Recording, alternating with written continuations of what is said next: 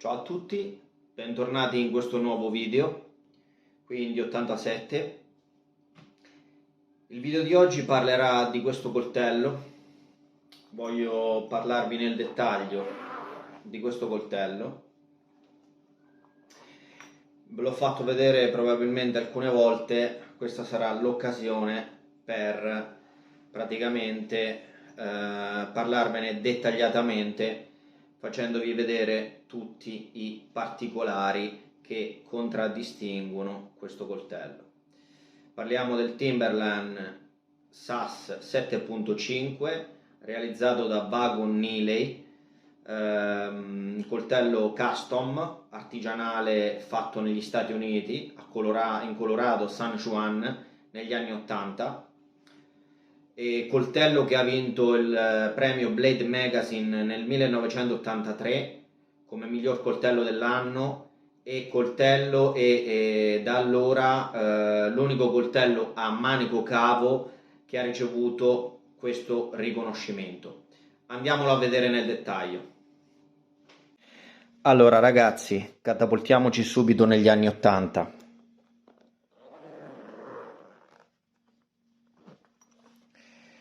Erano gli anni 80 quando Jim Hardenbrook iniziava la realizzazione dei coltelli da sopravvivenza custom artigianali. In seguito a lui, questo coltellinaio americano che risiedeva appunto in Colorado, si affiancò a lui Vagon Neeley e successivamente Bill Sanders, tre coltellinai americani famosi che praticamente andarono poi a fondare la Timberland, azienda di coltelli specializzata in coltelli da sopravvivenza. In particolare Vagon Neeley, ex soldato Marines americano, è diventato uno dei maggiori esponenti di questo brand, poi azienda chiusa negli anni 90. Come vi dicevo, alcuni dei loro coltelli hanno ricevuto dei premi abbastanza importanti, tra cui questo, il Timberland SAS 7.5, che negli anni 80 è stato, diciamo, considerato il miglior coltello dell'anno e per la prima volta un coltello a manico cavo. Andiamo a vedere i dettagli di questo coltello. Qui vedete riportato Vagon Neeley, San Juan Mountain, Colorado.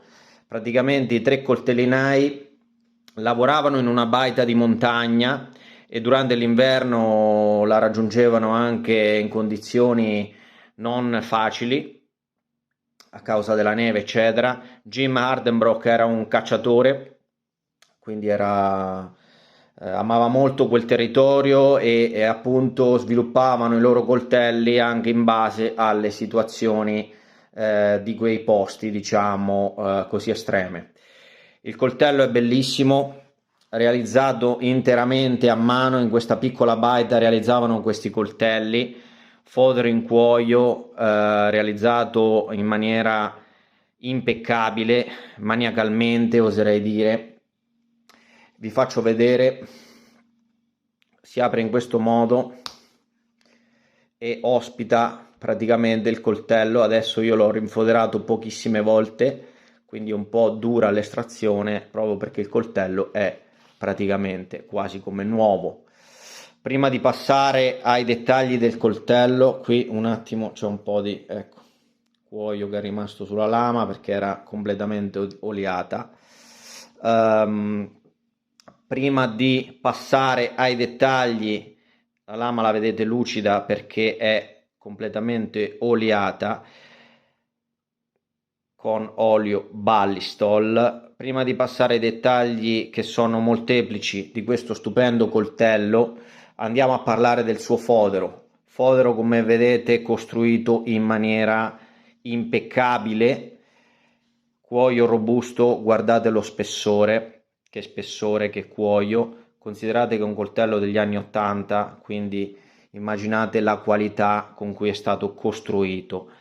Particolarità notevole, una pietra incastonata nel fodero in cuoio. Quindi io realizzo qualche fodero in cuoio, vi assicuro che non è semplice, comunque è un fodero questo che richiede molta manualità e competenza. Lo vedete anche da qui, vedete gli spessori del cuoio, tutte le cuciture, quindi è un fodero veramente bello che effettivamente si è mantenuto negli anni in maniera superba. Andiamo al coltello. Siamo intorno ai 18-19 cm di lama per uno spessore di 6 mm e mezzo, molto spesso, un coltello a manico cavo estremamente robusto, realizzato in 440C, in quegli anni era uno degli acciai migliori in commercio. Vedete la seghettatura fatta a denti sfalsati, molto incisiva, qui sullo stile di Jimmy Lyle, appunto, denti sfalsati, molto incisiva. Anche in questa porzione di lama, come vedete, è presente una micro seghettatura atta a tagliare, recidere materiali coriacei. Qui vedete impresso il logo Wagon Neely Colorado San Juan Mountains, qui SAS e il numero di serie del coltello, una serie numerata. La guardia anche è in solido acciaio. La costruzione del coltello ora non è facilissimo spiegarvela, ma è un po' sulla falsariga dei coltelli di Jimmy Lyle, una costruzione estremamente robusta. È un tubo di acciaio, il quale all'interno vi è una forcella nel quale si incastra il tang della lama, viene spinato e in più in questo modello il codolo arriva all'incirca fino a questa altezza.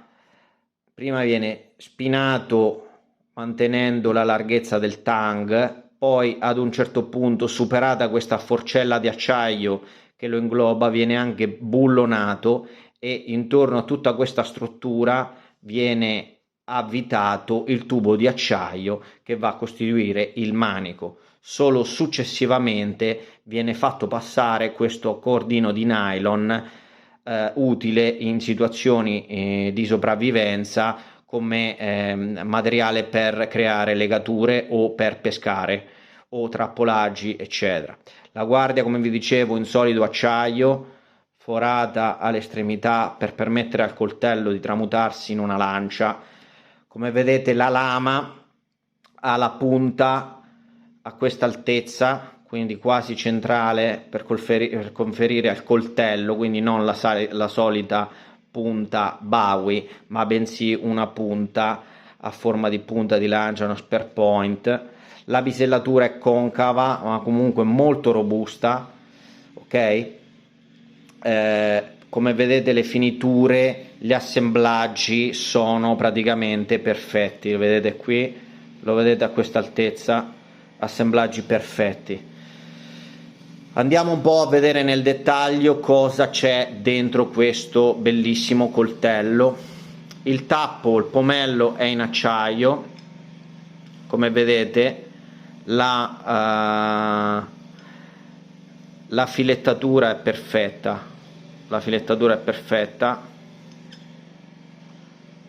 vedete?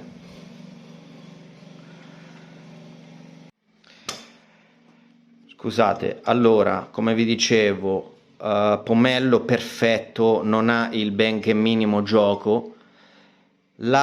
A differenza di molti coltelli a manico cavo, come vedete, il pomello è fatto anch'esso in solido acciaio.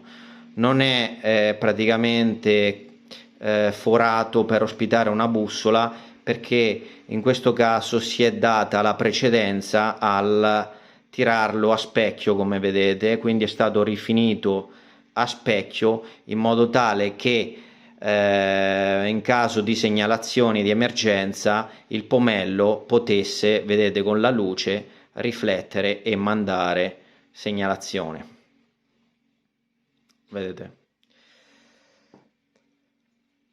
al suo interno il coltello ospita un kit di sopravvivenza, vedete, in questo involucro contenente i fiammiferi, li ho aggiunti io, ma comunque sia conteneva appunto ogni posto per un fire steel, un filo ami da pesca, un bussola, vedete, bussola.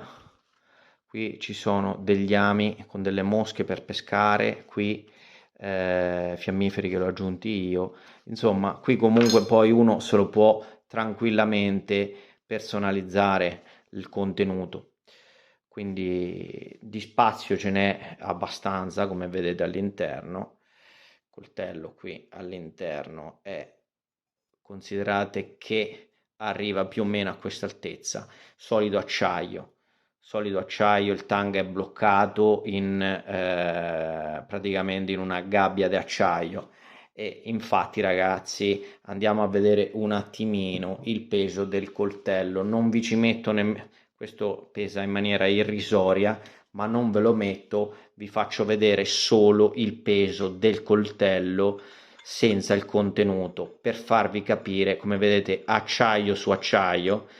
Vi faccio vedere il peso del coltello, solo del coltello senza il contenuto, per farvi capire di che coltello a manico cavo parliamo di un coltello a manico cavo di fascia alta, realizzato in maniera artigianale, quindi non diciamo pensate minimamente alle produzioni economiche o alle cineserie varie che si trovavano negli anni 80 nelle bancarelle. Questo era un coltello di elite. Andiamo a vedere quanto pesa questo coltello a manico cavo, per farvi rendere conto della solidità e della robustezza di questo coltello. Senza fodero è un coltello che pesa 470 grammi, quindi pesa, ragazzi, più del mio BK2. Vi faccio vedere, questo è il mio BK2, ok, BK2, coltello che pesa 422 grammi, ok, spesso 6 mm e mezzo, Timberline SAS 7,5, coltello che pesa 470 grammi, ragazzi. Quindi capite bene, anche in mano quando lo impugnate è un coltello che dà una solidità pazzesca in mano, veramente robustissimo. Io del tanga non mi preoccupo minimamente perché so come è stato costruito. Andiamo a vedere il peso con il fodero.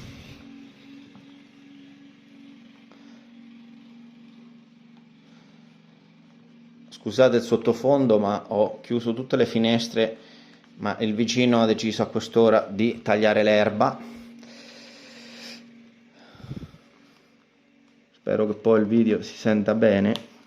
Con il fodero il coltello pesa 727 grammi. Guardate il coltello, bellissimo. Ok, come vi dicevo, acciaio, pomello in acciaio, manico in acciaio, guardia in acciaio, lame in acciaio. Quindi coltello che, perché se ne dica, estremamente solido, ragazzi. Che altro posso dirvi? Questo è un coltello che sicuramente ha subito l'influenza dei coltelli di Jimmy Lyle, ma comunque è stato realizzato da degli ottimi coltellinai. È un coltello appunto realizzato da Vagon Neely. Vagon Neely poi non è stato niente meno colui che che praticamente negli ultimi anni ha preso le redini dal punto di vista costruttivo della Lyle Knives, quindi produce i coltelli per la Jimmy Lyle Knives, coltelli Rambo ancora marchiati con il marchio Lyle, perché l'azienda Lyle è ancora viva e vegeta. Alla morte di Jimmy Lyle, il socio e comunque anche la moglie hanno portato avanti la realizzazione di coltelli, affidandosi a alcuni dei migliori artigiani al mondo di coltelli, perché comunque erano coltelli questi comunque sono coltelli non di facile realizzazione, perché un conto è fare un coltello così, e io anche mi ci sono messo adesso, a parte le finiture eccetera, ma fare un coltello del genere, un full tang, che lo forate, fate 3 fori, avete una bisellatrice, bisellate la lama, poi ovviamente discorso trattamenti eccetera, che anche quelli sono influenti, ma comunque un coltello del genere richiede un impegno realizzativo. Un coltello del genere, con tutte le sue particolarità, ne richiede un altro, ragazzi, un altro. Dalla denti di sega al bordo seghettato, alla guardia, al fatto che è un coltello a manico cavo, all'innesto manico lama, alla filettatura del pomello, che comunque anche questa precisissima, non so se avvertite, ok? La tiratura a specchio all'interno, il tubo anch'esso filettato, cioè c'è un lavoro comunque, un lavoro non indifferente. Vedete questo pomello com'è preciso, cioè quando lo avvitate, ovviamente l'interno tutto a tenuta stagna, garantito da questo ring. Vedete questo pomello, cioè sentite la precisione quando si avvita, vedete? Quindi guardate anche qui, satinato anche lui, molto bello, la zigrinatura. Che dire, ragazzi, un coltello molto molto molto molto bello, veramente un pezzo notevole, che ho da qualche anno. Ho fatto un po' di pensieri sul cederlo per finanziare altri progetti non attinenti alla coltelleria, ma comunque sempre all'outdoor, che mi serviranno poi per altre mie attività in ambito outdoor. Ma devo dire che comunque un pezzo del genere, insomma, si fa sempre, sono pezzi unici. Comunque adesso trovarlo, se ne trovava qualcuno anni fa sui vari Arizona Custom Knives e vari siti americani di coltelli, con tutto il seguito comunque di un acquisto negli Stati Uniti, dogane, tasse, spedizioni eccetera, quindi diciamo che in Italia è un pezzo abbastanza raro, degli anni 80, quindi che ha i suoi anni, ma che si mantiene, come vedete, in maniera impeccabile. Che dire, ragazzi, fatemi sapere le vostre impressioni su questo coltello. Se avete domande sono assolutamente a disposizione, scrivete sotto al video, iscrivetevi al canale, ci vediamo al prossimo video. Ciao!